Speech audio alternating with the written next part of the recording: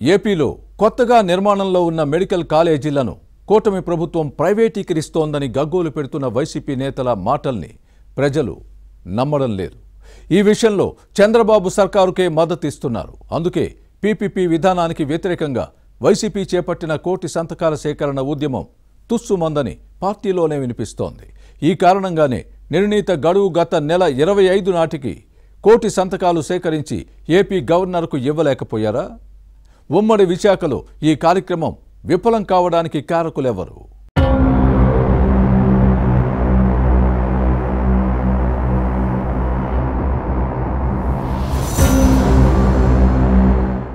YCP నేతలకు హడావుడి ఎక్కువ, ఆచరణ తక్కువ. ముందుగా ఆర్భాటంగా ఆరంభించటం, ప్రజల నుంచి వ్యతిరేకత వస్తే వెన్నుచూపి వెనుతిరగటం రివాజుగా మారింది. మెడికల్ కాలేజీల విషయంలో ఇదే జరిగింది. ఆంధ్రప్రదేశ్లో మెడికల్ కాలేజీలను ప్రభుత్వ, ప్రైవేటు భాగస్వామ్య పద్ధతిలో అభివృద్ధి చేయడానికి కూటమి సర్కార్ నిర్ణయించింది. ప్రజలకు మెరుగైన వైద్య సేవలు అందించే లక్ష్యంతోనే ఇలా చేసింది. కానీ వైసీపీ దీన్ని వ్యతిరేకించింది. ఎన్డీఏ సర్కార్పై తమ ఆక్రోశం వెళ్లగక్కింది. వైసీపీ అధ్యక్షుడు జగన్తో పాటు పార్టీ నేతలు మెడికల్ కాలేజీలను పరిశీలించారు.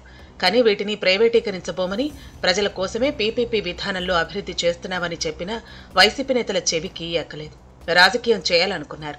కూటమి ప్రభుత్వం మెడికల్ కాలేజీలను ప్రైవేటీకరిస్తోందని, దీనికి నిరసనగా కోటి సంతకాలు సేకరించి రాష్ట్ర గవర్నర్ అబ్దుల్ నజీర్కు ఇవ్వాలని నిర్ణయించింది. అక్టోబర్ నుంచి సేకరించిన సంతకాలను నవంబర్ 25న గవర్నర్కు అందజేస్తామని చెప్పిన విషయాన్ని గుర్తుపెట్టుకోవాలి. కానీ లక్ష్యానికి చేరుకోలేదు.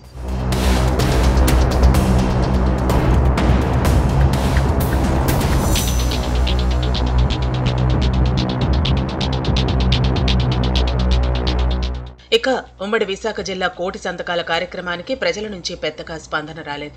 చాలా చోట్ల ఫ్యాన్ పార్టీ నేతలకు చేదు అనుభవం ఎదురైంది.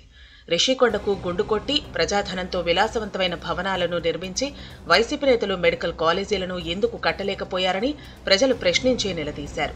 దీంతో జనానికి సమాధానం చెప్పలేక మీకు మీ సంతకాలకు దండమంటూ కోపంతో విసుక్కుని వెళ్లిపోయారు. కూటమి సర్కారుకు కాలేజీల నిర్మాణాలు పూర్తి చేసేందుకు నిధులు లేకపోవడంతో పీపీపీ పద్ధతిని ఎంచుకుంది. దీనికి ప్రజల నుంచి మద్దతు లభించింది. అందుకే విద్యార్థులు, వారి తల్లిదండ్రులు, మేధావులు కోటి సంతకాల సేకరణలో తాము పాల్గొనమని వైసీపీ నేతల మొహం మీదే చెప్పేశారు. దీంతో నిర్ణీత గడువులోగా ఫ్యాన్ పార్టీ నేతలు కోటి సంతకాల సేకరణ లక్ష్యాన్ని చేరుకోలేకపోయారు. ఉమ్మడి విశాఖ జిల్లాలో కొన్ని నియోజకవర్గాల్లో సంతకాలు పెట్టడానికి ప్రజలు ముందుకు రాలేదు.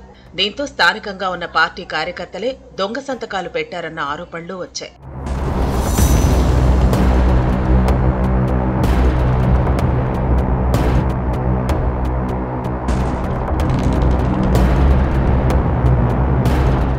ఉమ్మడి విశాఖలో కొన్ని నియోజకవర్గాల్లో సంతకాల సేకరణ జరిగినా కొందరు వైసీపీ నేతలు లైట్ తీసుకున్నారు.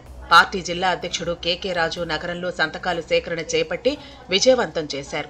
కానీ అనకాపల్లి జిల్లాలో మాత్రం అట్రఫ్లాప్ అయిందని వినిపిస్తోంది. జిల్లా అధ్యక్షుడు గుడివాడ అమర్నాథ్ ఈ కార్యక్రమాన్ని చాలా లైట్ గా తీసుకున్నారన్న విమర్శలు ఉన్నాయి. ముందు చురుగ్గా వ్యవహరించినా ఆ తర్వాత మొహం చాటేయటంతోనే విఫలమైందన్న విమర్శలు వచ్చాయి. ఇక అల్లూరు జిల్లాలో సంతకాల సేకరణ కార్యక్రమం ఒక మోస్తరుగా జరిగింది. రాష్ట్ర వ్యాప్తంగా ఇదే పరిస్థితి ఉండటంతోనే కోటి సంతకాల కార్యక్రమం పూర్తి కాలేదు.